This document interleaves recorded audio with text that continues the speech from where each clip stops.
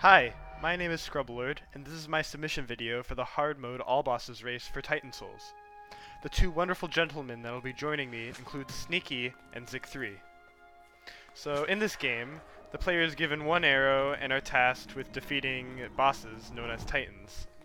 And as I mentioned before, we are playing on hard mode, which means that the bosses we'll be fighting act much differently than their normal mode counterparts. The boss that I'm about to fight right here is Sludgeheart. He's different because, as you can see, he's splitting into 3 blobs whenever I shoot him. In normal mode, this is different. He splits into 2 blobs each time. But this effectively makes the fight much more difficult because it makes it a lot more chaotic and a lot less room to breathe. So in hard mode, what you'll expect is a lot of the other bosses will move quicker, sort of do their attacks quicker, switch up their attacks. A lot of strats are different than in the normal mode. So you'll be seeing a lot of technical things in the speedrun. Like here, iCube is a great example of a fast boss. If you blink, you'll miss it. Charges right at you, and it just feels so satisfying to kill him.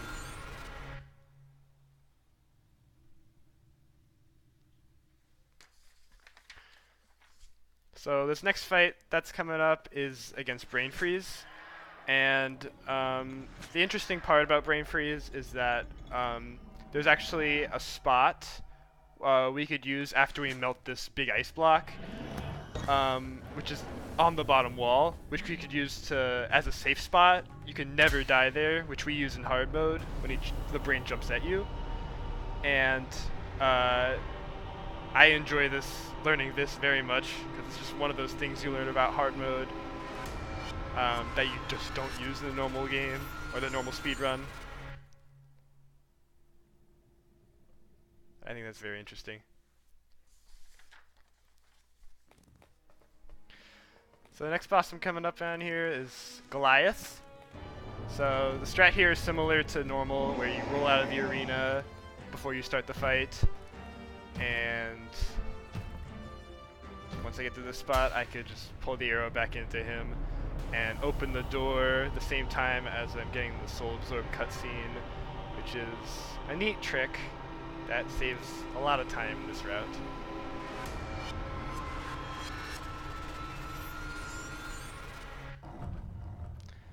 So during this little walk, I'm gonna be explaining this one interesting fact about hard mode. So hard mode was originally supposed to be the normal difficulty in this game. That's what the developers intended, but through testing, they found out that it was just much too difficult to have in their game. It would be they would have a lot of frustration from their players. So they determined that it was just too difficult and made it an extra setting. So right now, what you're seeing is what was intended in the original game.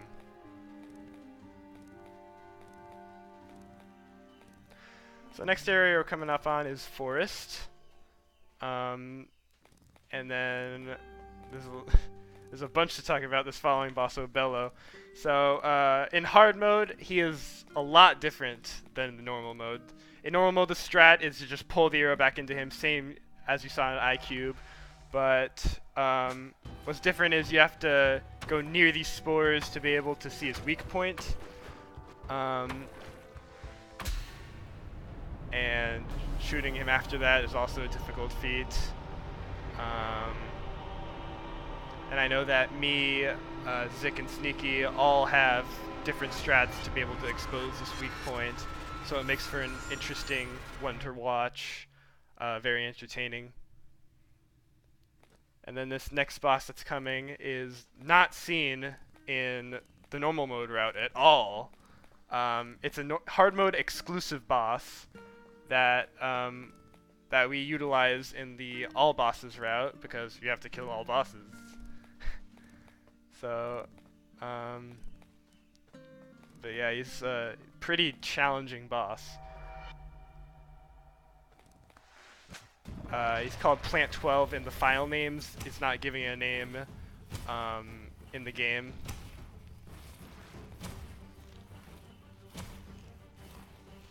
But yeah, the 12 vines make it very difficult to get close to him here.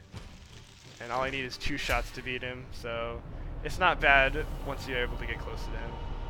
But yeah, a lot of these hard mode strats, it's possible to die on any of these bosses.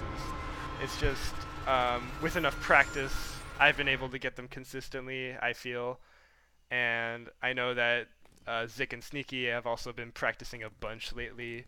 They're both very passionate about this game, and I love it. And we've just been able to do a bunch of hard mode lately, and it's been a blast.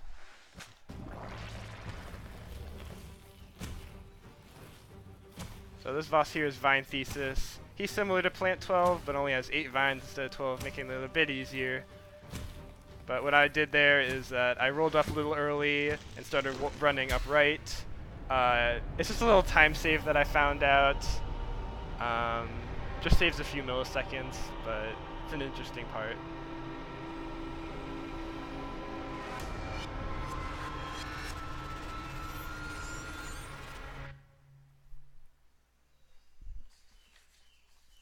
So now we're going to start our walk to the ruins, which is the next area in the game. I'm going to use this time to explain why I think this would be an interesting run to watch. So, how I think of this game is that each boss is like a puzzle, and casual players that play this game usually tend to struggle with this, and they usually spend numerous amounts of tries just to beat each boss. And being able to watch this run is very satisfying to them, because they could see the bosses they've struggled with fall in mere seconds. And I know the first time I've seen a speedrun of this, I was just enthralled by it, and it interested me in this game a lot. So this boss right here is Elhanan. The strat that I use here is a take on the normal mode strat, but I did that extra shot there to align this pullback, which will pull back into the arrow and then into Elhanan. And it's a very hard strat to do, but it just looks so satisfying because all that setup just seems to align so perfectly.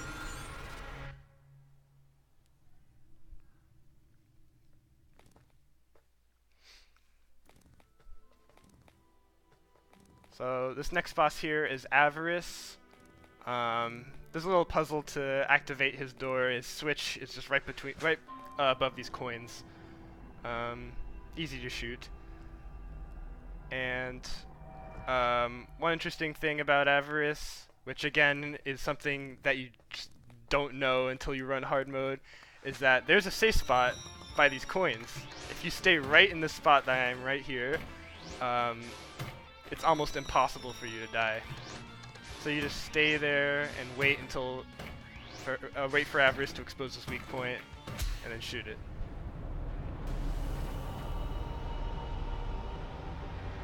So for anyone who's had trouble with that boss, they'll feel very surprised and very dumbfounded once they see the strat.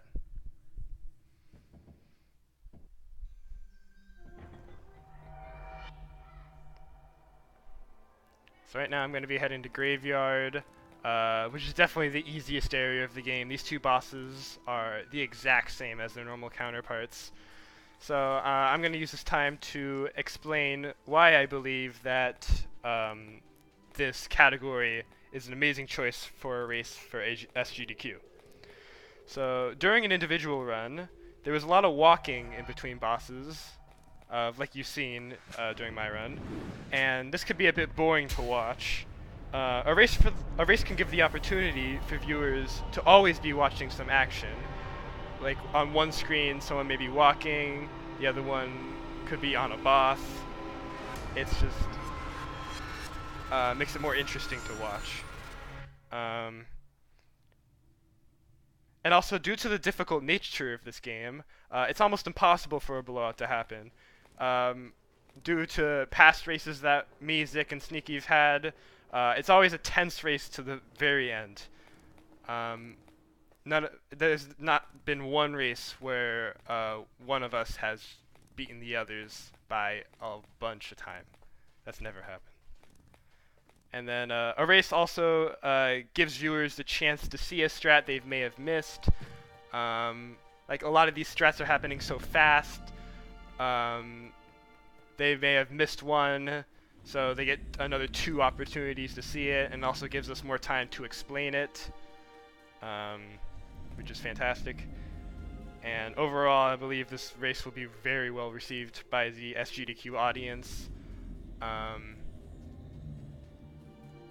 Yeah, because I know that Zic's run at AGDQ, which was amazing by the way, was also very well received by the audience. And since then, we've had a lot of people become interested in speedrunning this game because of that.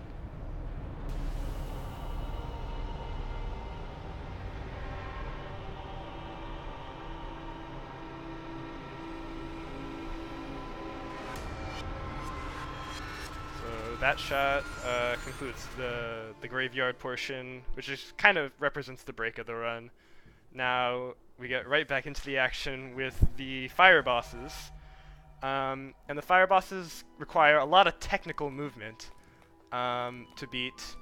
A lot of these strats require like perfect walking and running, and it's very easy to just mess up. And if you mess up, you just die. That's how it goes.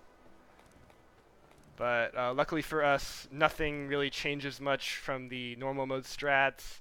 The only real difference is that these bosses are a bit faster, as you'll see, and it kind of increases the speediness of it, which can be entertaining to watch. And right now what I'm doing is I'm grabbing this safety checkpoint right here, just in case I die, and I'm doing the bosses in a little different order than usual. I'm going to start with the gold cane right here. Which looks like a really simple boss, but in reality, the strat is just very difficult to do. That roll up has to be right before his fist slams, or else it will just be too early and you won't be able to hit him.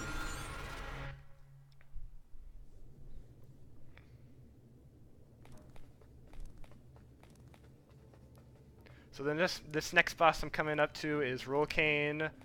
Roll Cane is just very, very fast boss. This, you'll see, I have to shoot Roll Cane mid-roll, right there, and that shot always comes very close.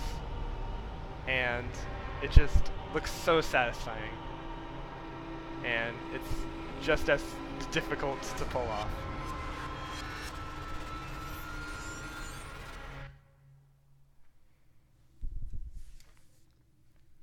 And then the final boss I'm doing here is Molcane, which would normally be the first boss we do in lava, which and the normal road can still be done during the race if one runner is behind by a lot of time. But the strat for Molcane that we do is that we run around, get Molcane to shoot a bomb at himself, and then what I did there is I ran to the big crystal in the wall and shoot diagonally. This is kind of just for safety, to prevent Molcane from clipping out of bounds, which can happen. It's just something that rarely happens, but it's happened to me before during a run, so that's why I kind of factor in that little bit of safety. It's only a small time loss, so it's okay to include. So yeah, that wraps up the lava portion of this run. And then next is the ice bosses, and in my opinion, these are definitely the hardest bosses to do perfectly. The strats that are required require basically perfection. And even if you mess up a little bit, there's a lot of time lost.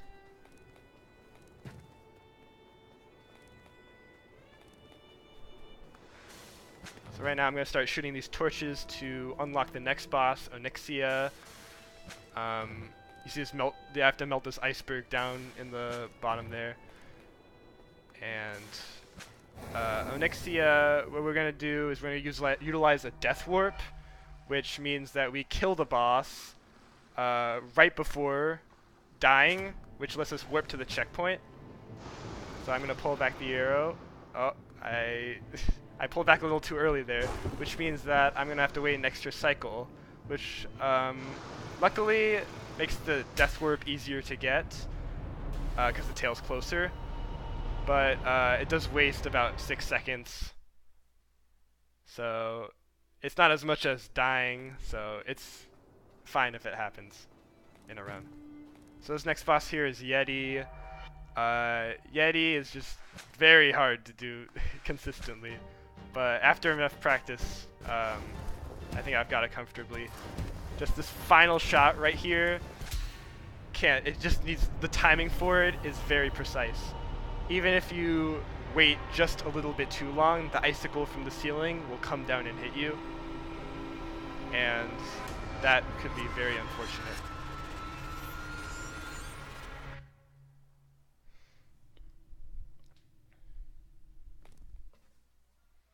So this next boss fight that I'm going to be fighting here is Stratus. The neat thing about Stratus is it's possible to one-cycle him, but it's very difficult to do. It requires getting right next to his teeth and hitting it right there, but it's really tricky to do. But luckily the second cycle hit is pretty easy to get. Doing it on second cycle only wastes about 5 seconds, so it's fine if it happens during a race. It's also a place where someone can catch up on getting first cycle rather than not.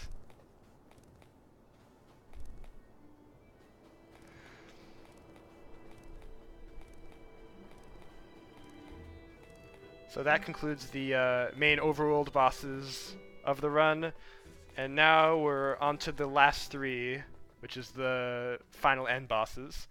And this run is far from over. There's a lot that can go wrong in these last 3 bosses.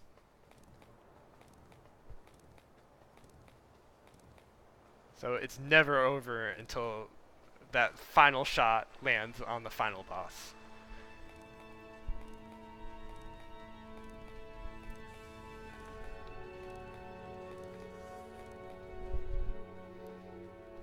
So this long walk right here can be a good time to read out donations. It is rather long, and but luckily the final 3 bosses are right next to each other, so they'll be done in quick succession. And then I'll start using this time to talk about Golset, which is the next boss. So Golset kind of represents the last guardian sort of boss. He'll use his fists like you've seen Goliath use, but also have lasers that shoot you, and the speed of these fists and lasers are much faster in hard mode, which makes it a lot more difficult to kill him. And the shot that you need after exposing his weak point is very precise and difficult to get. So it's just not easy.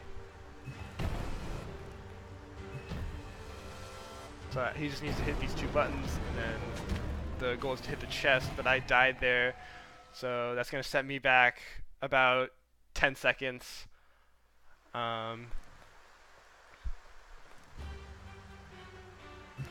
I just go back and do it. It's not really that hard to recover from a mistake here. And there you go. So now what we're going to do is clip behind him.